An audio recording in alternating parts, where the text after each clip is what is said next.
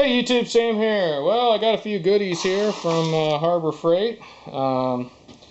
First of all, we'll start with these little welding tips. They actually had back in their scratch and dent open packages, I think it was like going out of stock with their old stuff rather than their new stuff because it was in different kind of packaging.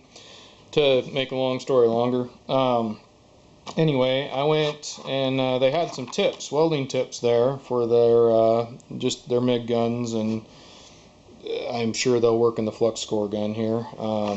But anyways, they had those and they wanted 9 something for them. Well, I was actually over by the welding area and they had the 023, and it says 003, but it's 0.030. Anyways, what is this, 035 and 045 tips in this package, so you get actually quite a few more and a better assortment for $8.99, right where the welding stuff was. Now I pick up these things at garage sales all the time just for this kind of thing. It gives me a place to put the tips and sort them out and get rid of the packaging. But now, on the other hand, back in their scratch and dent area, they had this, and you could tell it had been opened. It's ripped here, it's been stapled, but it doesn't look dirty. It doesn't look like it's been used. And it was, what was it? $8.99, $8.97 for that. And the ones that were by the welding stuff were 11 something, but they looked different than this. And actually, I kind of like the looks of these better. So I'm thinking they're changing a lot of their welding stuff, so you may want to go check that out.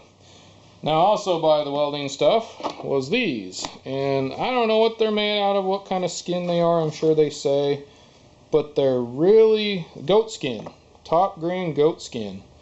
Anyways, they're really comfortable, and they have pretty good dexterity, and I'm thinking they're more of a TIG welding glove, but I tend to not wear gloves when I'm welding anyway, let alone actual welding gloves. So I figured I'm going to try these out. They give me more dexterity and more hand movement, so I'm going to try them out. But anyhow, they were only $9.99 for those, and they look pretty nice. I mean, they're real comfortable, soft. Then we have this right here, the new welding helmet, and I don't know if you've seen my video, my old welding helmet that was similar to this one. Finally gave up the ghost after probably close to 10 years. I don't know, it's been quite a while. And I pulled it apart, tried to replace the batteries in it, and that didn't really do the job. Something was wrong with the sensor in it. Anyhow, so I went and grabbed this, and actually this is like the step up one. But in my Hot Rod magazine, they actually had this for $39.99, a coupon for it. So I grabbed that coupon and ran and grabbed this. And it's actually the blue flame one, which honestly, I'd probably rather just have a plain black one than the blue flames. But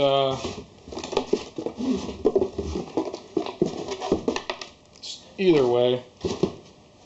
And I'm sure they're pretty much exactly the same as the black one. Although I did notice that actually on the black one, the lens size was a little bit different than this one. I think it was actually bigger, but it was the cheaper one, the like my old one. And not a lot else was different or the same, different on it. That's the word I'm looking for. Not a whole lot else was different on it. Other than it just did seem like it, lens size was a little bit different. There was other one didn't say it had a grinder mode, which honestly I would never grind in my welding helmet. Anyhow, so I'm going to pull this out. You can kind of take a look at it. This is just kind of a first look at all these things. I don't know how great they are, how well they work. I will notice that in my old helmet, it came with this and the plastic piece that goes around it, because I'm assuming they figure every time you pull that off of there it's going to maybe break. So let's bring the other one in here, the parts of it anyway. As far as side-by-side comparison, this one's actually got a little bit more here, a little bit rounded, more eyebrow area.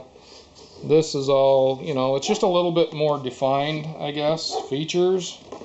But otherwise it looks pretty darn close to the same thing, and I wouldn't be surprised if this is now, whatever this body is the same as the cheaper one. I don't know. Like I said, I got this several years ago, and this does seem more rounded rather than kind of squared here. So there's definitely a few differences between my old one and the new ones. It's pretty good looking. I really don't like the stickers.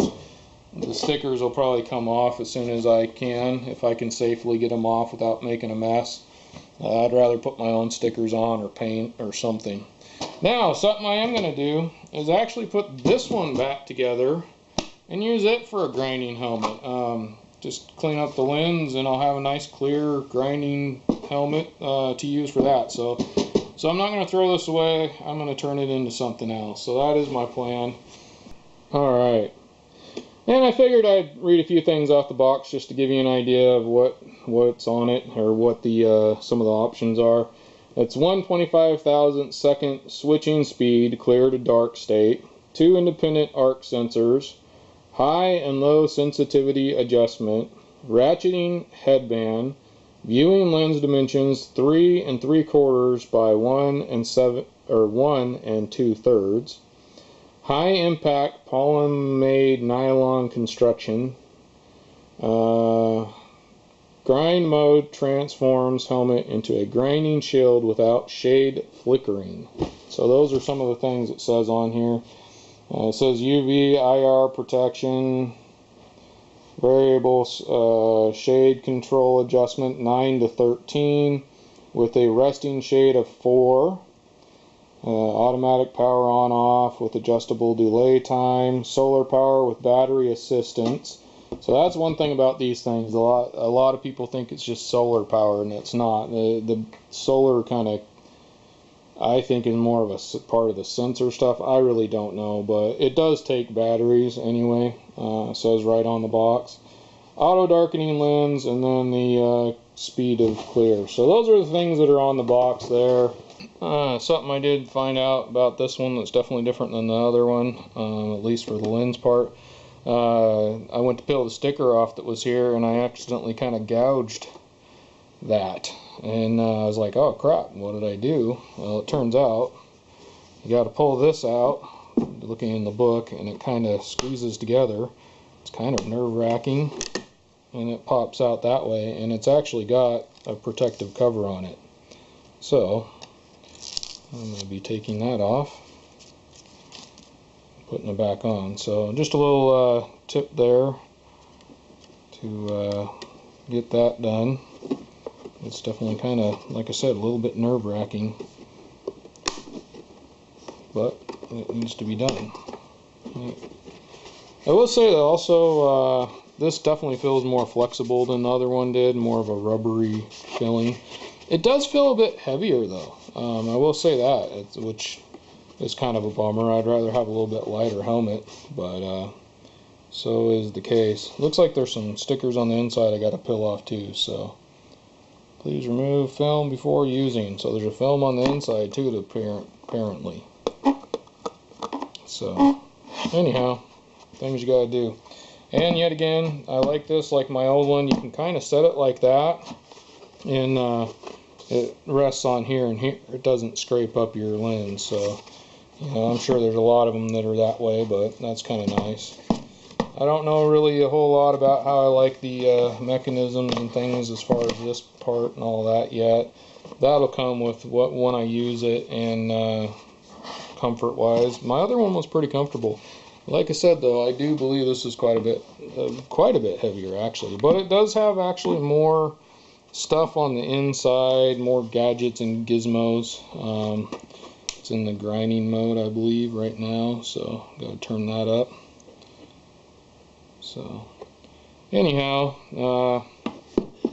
first look. Alright, this is Sam, Jack of all, master of none. You all have a good one.